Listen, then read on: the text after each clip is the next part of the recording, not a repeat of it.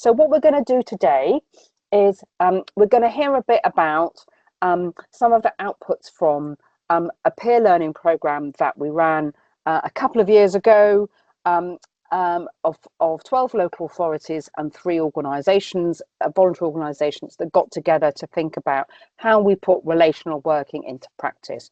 We all know it's a good thing. I'm assuming that you're here because you believe in working relationally, but actually how do we put that into practice? What are the practical hints, tips, ideas, case studies that will help us do that more often? So these webinars are all about to share what we find helpful about relational working, especially with young people with care experience, but not exclusively. We have a load of resources on the website. It's the National Leaving Care Benchmarking Forum's website, and there's a lot of different blogs about all different sorts of aspects of relational working, and would really encourage you to go and have a hunt about on the website. But we're doing this series of webinars because just plonking stuff on a website is the least relational thing we could do. So this is about bringing it to life. So we're going to cover 2 blogs today.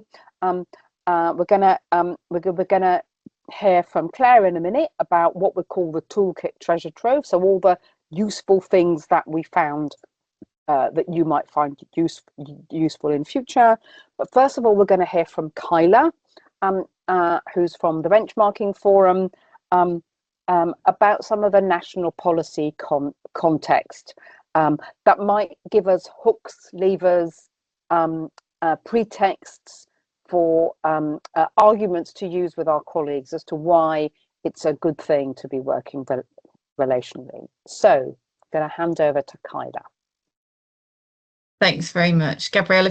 When I say next slide, are you okay to sort of move on? That's brilliant. So yeah, I'm here to talk about the Wellbeing Bill because I think that is progressing really well through Parliament today. So we will talk a little bit about that and what it can mean for relational working. So can I have the next slide, please, Gabrielle? Thank you.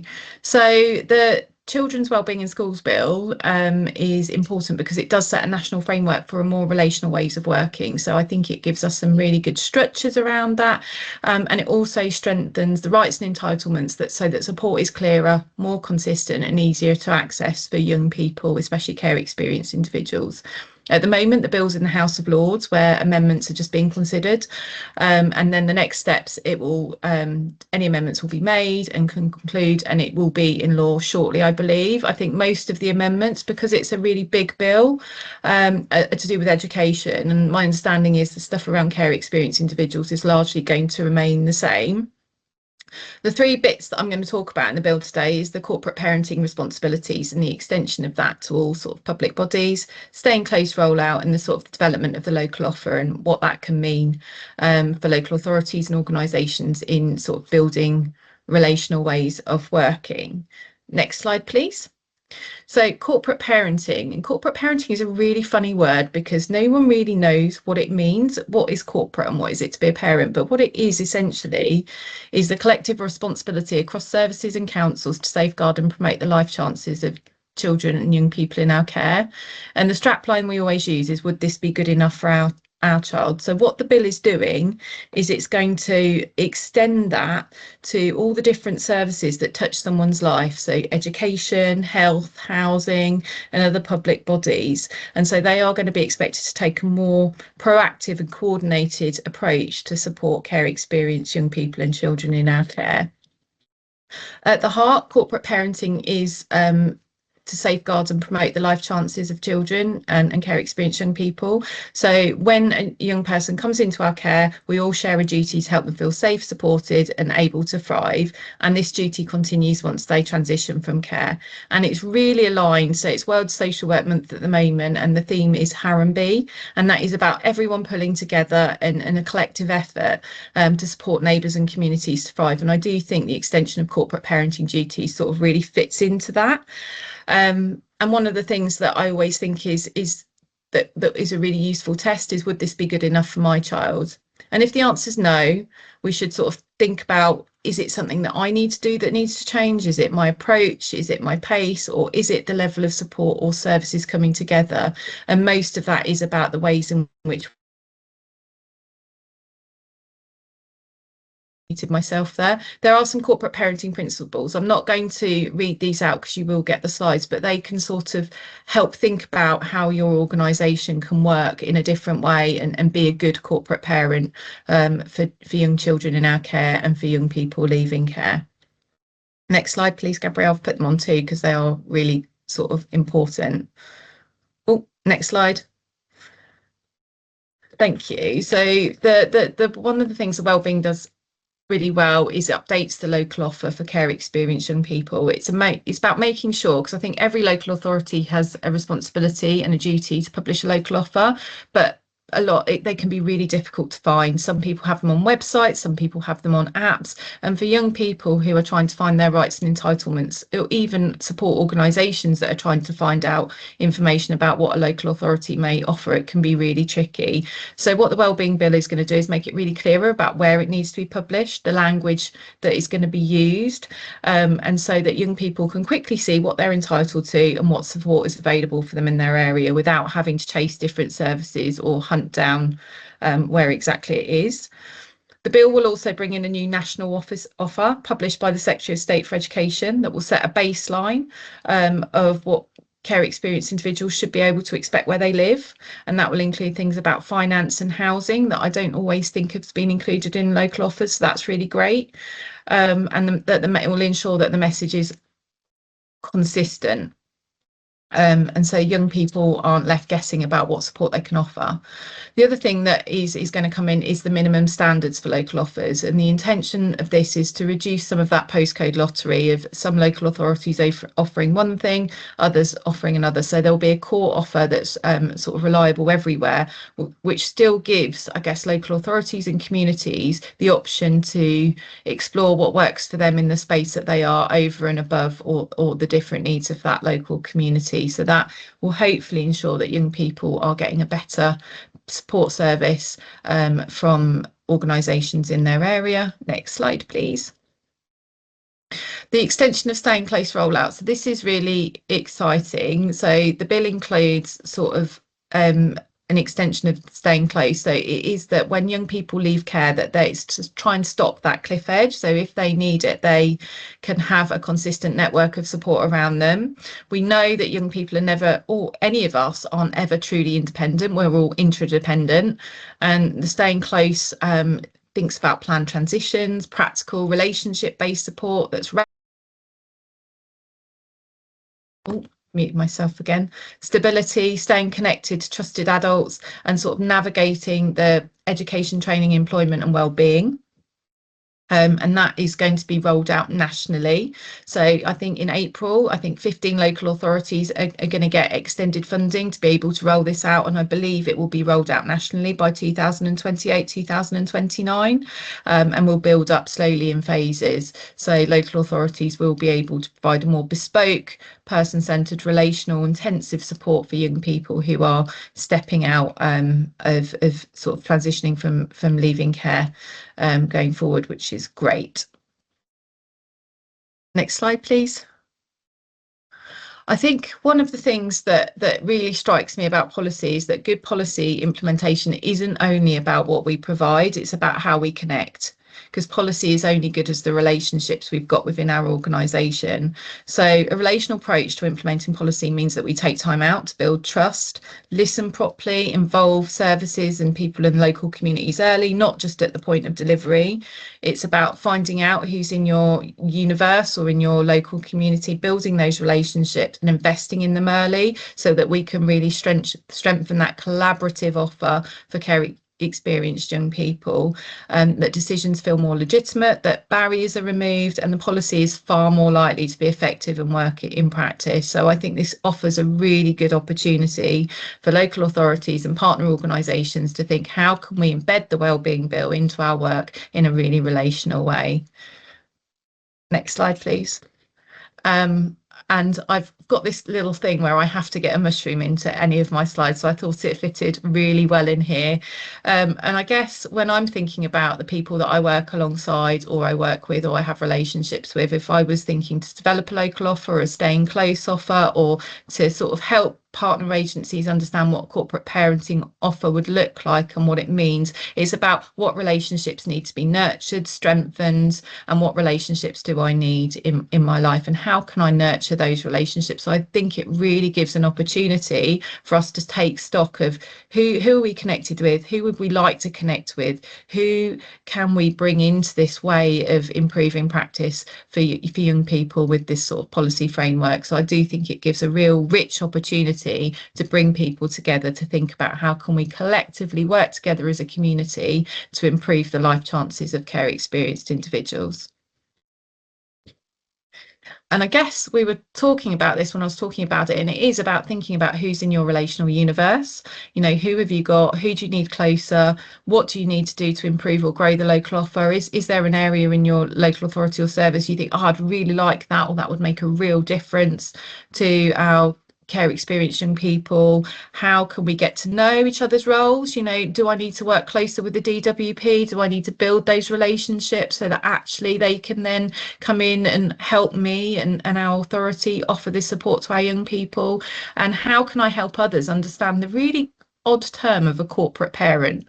Because I think for that it's a real struggle, isn't it? Even within our own services or local authorities, housing might not know what a corporate parent is. So it is just thinking about how can we share information and build relationships over a cuppa, really. I think that's always a good place to start. Gabrielle had a meeting in a coffee shop today, and I think that's quite often a nice place to to chat, really. And I guess, is there another slide, Gab? I can't remember if there is or not. No, and I just think to close, I just think the theme running through the bill is really relationally rich. I think it is a fantastic opportunity to sort of come together as a collective community to improve the life chances of care experienced young people. And it is just an opportunity to translate policy into stuff that really matters to young people and professionals. So I hope that I've kind of sold the wellbeing bill, because I'm really excited about it. And I know that policy can sometimes feel a bit dry, but I do think it really offers a great framework for relationship-based practice. Grand. Thank you, Kyla. That is so good. So we're going to go into breakout rooms straight away. There'll be a time for questions and conversation afterwards. I can see that Geeta has her hand up, but we'll come back to that after the little breakout sessions. So we're just going to have 9 or 10 minutes question for discussion prompted by Kyla's presentation. Can we consider how we can use that policy framework, those hooks, those new things that are coming in to build relational policy and practice in our area? So hang on to your hats, and we're going to be sent away into little weeny breakout groups. I hope you had a great conversation and had some interesting thoughts on how you can use the national policy framework and things like the Wellbeing Act to really build on your own relational practice and to promote things like corporate parenting in a more sincere way within your local authority, within your area. So if you have any nuggets that you would like to share from your conversation, once again, please put yes in the chat, and we'll try and come to the first couple of people that put yes in the chat to just let us know a little bit about what kind of resonated with you. Were there any ideas that you had or discussed about, yeah, actually, this gives us an opportunity to maybe kind of make sure that a young person doesn't leave with their possessions in a bin bag or things like that, as we were just briefly discussing in our group. I'm still shocked that that is still happening at this day and age, and that we seem to not be able to do better in some places. But Catherine, you put yes in the chat, so I'll come to you. Hi, and there was 4 of us in our little group. I don't know if the other 2 want to chip in after me, but we were talking about the fact that, I mean, I'm a care experienced specialist nurse in the integrated care board is my role, but we were talking about how important it is to try and raise awareness of all professionals that we work with of what corporate parents are, that we all have a responsibility to these young people, not just the social worker that's responsible or the personal assistant, so that we all feel, you know, that we've got a duty to support and help these young people. So getting that message out is very, very important. We also talked about the local offer and how important it is that young people actually know what the local offer is and how they can access it. I'll let one of the others go on. I've got somebody ringing on my doorbell. I'm so sorry. I'll just step away for a second. No worries. Anybody happy to take over if you were in Catherine's group? We looked at the impact of the recent help, financial help that has been put in place for care leavers or care experience or child in care, which I think is quite important. I was referring to the UCAS fee waiver has been introduced for next year when they apply for university, which could remove a psychological barrier of, you know, having to pay to enroll for UCAS. The fact that that is gone, I think is a good thing, because from my little experience working with care or students in care is that the financial aspect is very daunting, stressful, overwhelming. And I think what has been put in place now for in terms of further education reflects that precarious situation sometimes you could be in and is supposed to address it. So it's not a lot, but already a fee waiver and knowing that I put together like scholarships or grants that I can have access to. And when I mention university, I always put that as well, because I know that the financial aspect is quite a scary place to be. So that's what we discussed. If there's more to our group, please, Simone. Yes. So I was saying in our local authority, we done a comparison with the neighbouring boroughs and we were slightly underpaying. So things like with birthday money, we were underpaying. So we ended up doubling the amount that we then gave to our care leavers. So that's one of the things that we do and continue to do. So I think if there's going to be a national baseline to the local offer, that's going to be a good thing, because sometimes the care leavers will be like, well, my friend in another local authority, they get this, why don't we get the same? And we also met with the senior leadership from the different departments and said, how could their departments benefit and support the care experienced young people with being the corporate parent, that being the whole council as opposed to the social care departments. And one of the things we were saying, well, where we have our IT equipment and when we hand them back, is that something that can be refurbished, for instance, a laptop, and then given to one of our care experienced young people? So there was just different ideas. Housing was saying, well, they have spaces sometimes in their, say if we have a block of flats, it may have a community hall that can be used for young people to run activities and stuff like that. So it was generating ideas of how the wider council can support, even with mentoring as well as CV writing, just, you know, taking some personal ownership to support. Fantastic. That's really encouraging to hear. And that also suggests that hopefully the baseline isn't just going to be the very lowest minimum denominator, but actually that we're going to set the baseline at a high level, feel inspired by what other local authorities doing that we can build on, rather than saying like, oh, we'll just stay there. Silly, can I just bring you in there?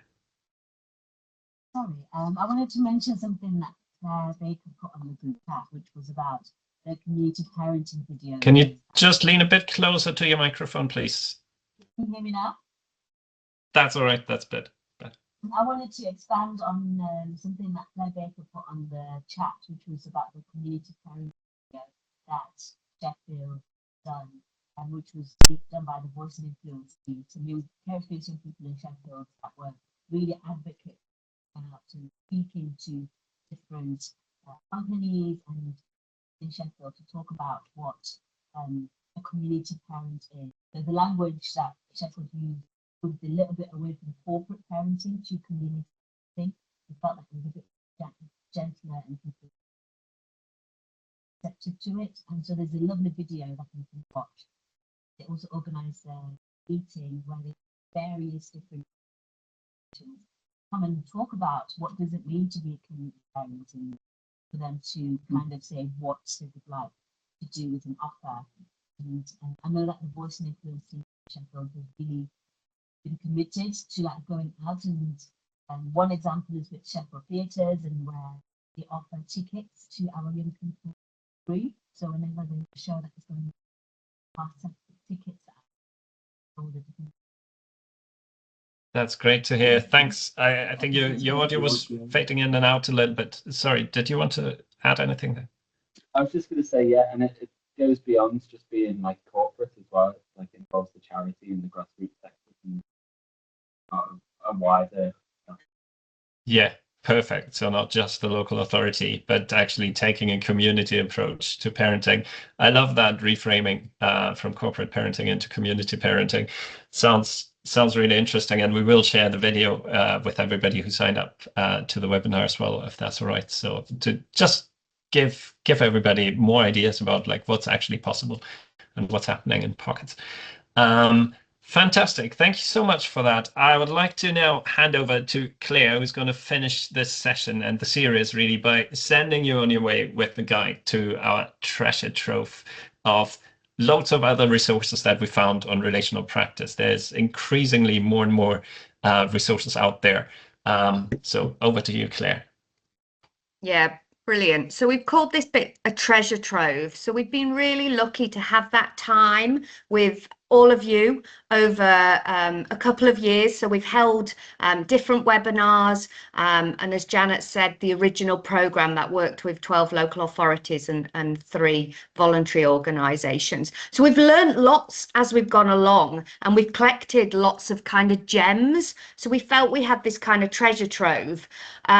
So just wanted to point out some of the things that are in the treasure trove really. What we've generated as part of this relational practice series is 10 blogs, and they're quite short, hopefully quite accessible, and they've got lots of hyperlinks in, so they send you off to lots of places.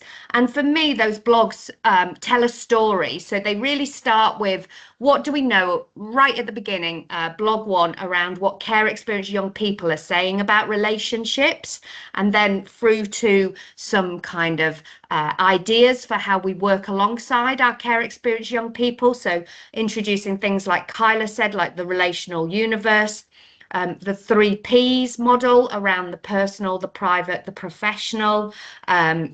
What's the kind of evidence we've got around how we demonstrate the value of relationships that can sometimes trip us up? You know, how would you measure that? Well, actually, we had a webinar and wrote a blog around different ideas for kind of showing what we know, which is basically relationships make a difference. So however you like your learning, hopefully there's something in that blog and on the web page. So there's videos, there's sessions on love, so jump in. And then I just thought I'd highlight a couple of things that are that we particularly love. We like lots of the things we've found, so thanks Gabriel. On the next slide is something called the Relationships Project. We featured this throughout, and it's really brilliant. It brings together such a lot of resources. There's all sorts of kind of free things, so you can join their mailing list. Why don't you put yourselves on their relationships map? So the good stuff you're doing, you can tell others about it. And if anyone's struggling, you know, you feel like a lone voice in this, the case maker in the Relationships Project is really about that irrefutable evidence about why we should centre relationships. So again, the blog will send you off to the right links there. And then we're really lucky that we've started to see lots of resources specifically around working alongside our care experienced young people. So in the blog, we highlight some work up in in Scotland, in Falkirk. So they did a design project where the question they asked themselves is, how can we put more love into our care system? So have a look at some of their videos about what they found and how that went. So yep, really the Treasure Trove blog is just that, you know, jump in, share it with colleagues, maybe have a team meeting where you look at some of the videos, you know, maybe try to give yourself that little bit of space to watch and learn alongside what we've been doing really and been privileged to do the last couple of years. So I'll leave it there if that's okay. And hand back. But yeah, just to point out, we're not leaving you on your own. There's lots out there. Thank you, Claire. Thank you very, very much for your contribution. So we're going to, in the last 5 minutes, we're going to finish in our normal way, which is about action planning. What action are you going to take as a result of today's session, and how are you going to make sure you do it? Gabriel's going to put a poll in the chat, and you can give us feedback in the poll, and you can also use that to record the action you're going to take as a result of today's session. So we're just going to pause for a minute while all of us just think, right, what are we going to do? What have we heard? Are we going to follow up any of those links? Are we going to talk to anybody we met? Are we going to talk to our colleagues? Are we going to watch the video? One thing I also wanted to highlight is that after each webinar, we've sent you guys a how-to guide as well on how you can actually use the webinar and kind of build on the content of each webinar if you have a team meeting or an away day or whatever. So that you've got a couple of ideas of some of the questions or some of the activities you could do with your colleagues to kind of really embed that. So we will send out all the how-to guides after the session as well, together with all the links, so that you've got everything in the final email. And we'll send that to everybody who's ever come to a webinar, basically. So I'm just going to pause to give people time to put stuff in the poll or the chat. It's also fine.